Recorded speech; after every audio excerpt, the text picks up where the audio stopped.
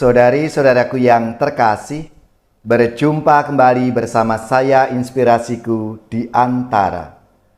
Renungan Harian Selasa 3 Februari, Pekan Biasa yang keempat. Semoga kita bersama keluarga, komunitas kita, selalu dalam keadaan baik, sehat, dan tetap bersemangat. Marilah kita bersama-sama mengawali renungan kita hari ini dengan tanda kemenangan Kristus. Dalam nama Bapa dan Putra dan Roh Kudus. Amin. Allah Bapa yang Maha Rahim, Putra-Mu telah memberikan teladan untuk mengampuni dan mendoakan mereka yang telah menyalibkannya. Semoga Yesus Kristus Putra-Mu membebaskan kami pula dari segala bentuk kebencian dan hasrat untuk balas dendam, sehingga kami mampu menjadi pembawa damai. Sebab Dialah Tuhan pengantara kami, yang bersama dengan Dikau dalam persatuan Roh Kudus, hidup dan berkuasa, Allah sepanjang segala masa. Amin. Dalam nama Bapa dan Putra dan Roh Kudus. Amin.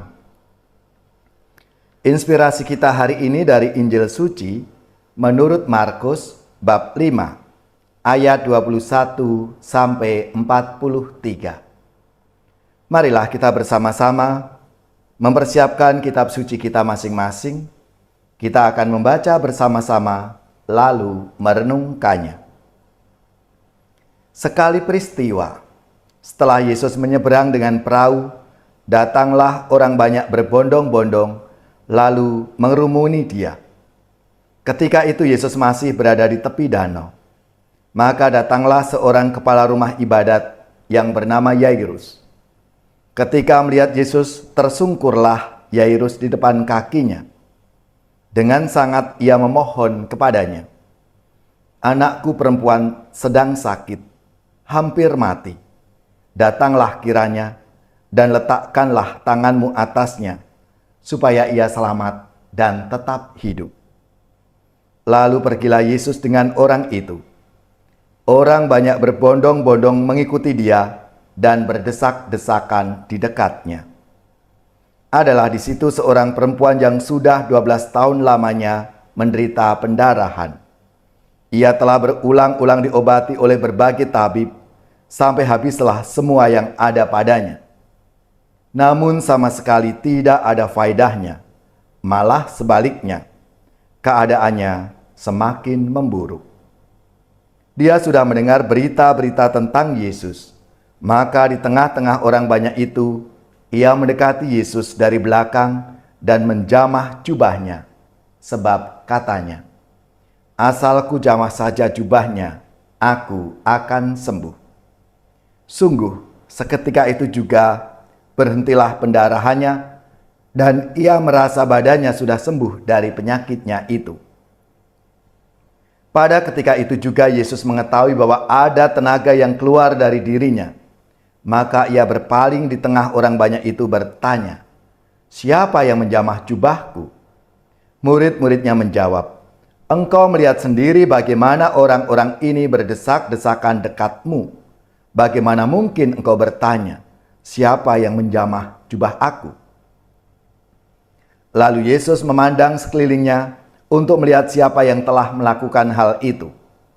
Maka perempuan tadi menjadi takut dan gemetar sejak ia mengetahui apa yang telah terjadi atas dirinya. Maka ia tampil dan tersungkur di depan Yesus. Dengan tulus ia memberitahukan segala sesuatu kepada Yesus. Maka kata Yesus kepada perempuan itu, "Hai anakku, imanmu telah menyelamatkan engkau. Pergilah dengan selamat dan sembuhlah dari penyakitmu." Ketika Yesus masih berbicara, datanglah orang dari keluarga kepala rumah ibadat itu dan berkata, "Anakmu sudah mati. Apa perlunya lagi engkau menyusahkan guru?" Tetapi Yesus tidak menghiraukan perkataan mereka dan berkata kepada kepala rumah ibadat, "Jangan takut, percaya saja." Lalu Yesus tidak memperbolehkan seorang pun ikut serta, kecuali Petrus, Yakobus, dan Yohanes, saudara Yakobus. Dan tibalah mereka di rumah kepala rumah ibadat, dan di sana Yesus melihat orang-orang ribut, menangis dan meratap dengan suara nyaring. Sesudah masuk, Yesus berkata kepada orang-orang itu, "Mengapa kamu ribut dan menangis? Anak ini tidak mati, tetapi tidur." Tetapi mereka mentertawakan dia. Maka Yesus menyuruh semua orang itu keluar. Lalu ia membawa ayah dan ibu anak itu, dan mereka yang bersama-sama dengan Yesus masuk ke dalam kamar anak itu. Lalu dipegangnya tangan anak itu, katanya, "Talitakum," yang berarti, "Hai anak, aku berkata kepadamu, bangunlah." Seketika itu juga anak itu bangkit berdiri dan berjalan, sebab umurnya sudah 12 tahun. Semua orang yang hadir sangat takjub. Dengan sangat Yesus berpesan kepada mereka supaya jangan seorang pun mengetahui hal itu. Lalu ia menyuruh mereka memberi anak itu makan. Demikianlah sabda Tuhan. Terpujilah Kristus.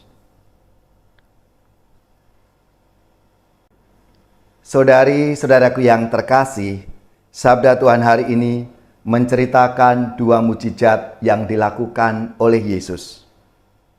Di dalamnya ada kisah tentang iman yang besar dari dua pribadi yang sama sekali berbeda, yaitu Yairus, kepala rumah ibadat, dan seorang wanita malang yang sakit pendarahan. Yairus yakin Yesus dapat menyembuhkan putrinya, sementara wanita yang pendarahan yakin bahwa menyentuh jubah Yesus saja sudah lebih dari cukup untuk membebaskannya dari pendarahan yang serius, dari penyakitnya itu. Saudari-saudaraku yang terkasih, dan apa yang dilakukan oleh Yesus? Yesus mengabulkan kerinduan mereka karena iman mereka. Kita mungkin bertanya, apa yang membawa mereka kepada Yesus? Harapan akan keajaiban atau penghiburan dalam situasi paling putus asa?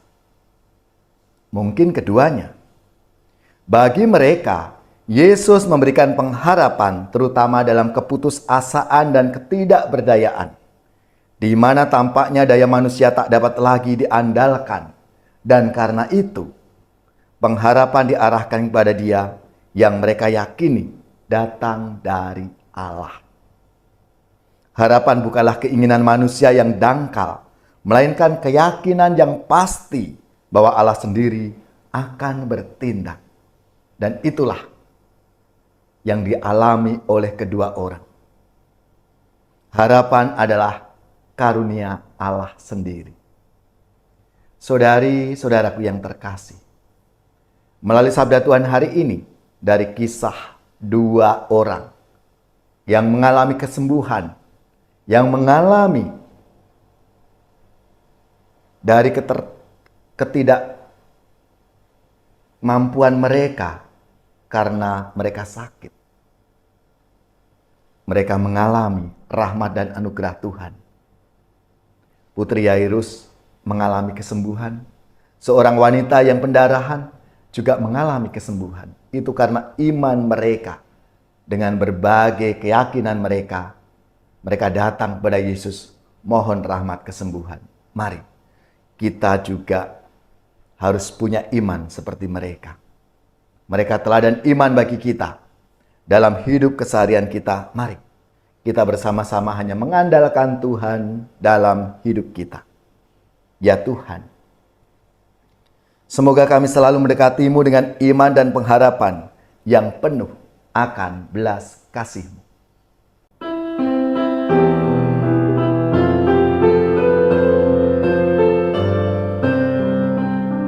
Tuhan Yesus, sembuhkanlah kami, orang buta, orang congkak hati.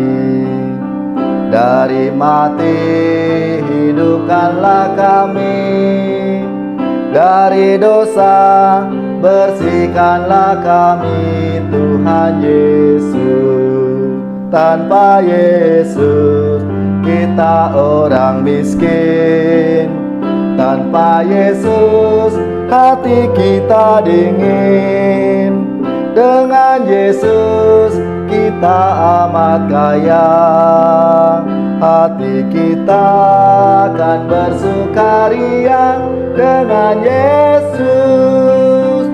Tuhan Yesus, sembuhkanlah kami, orang buta, orang congkak hati. Dari mati hidupkanlah kami, dari dosa bersihkanlah kami Tuhan Yesus.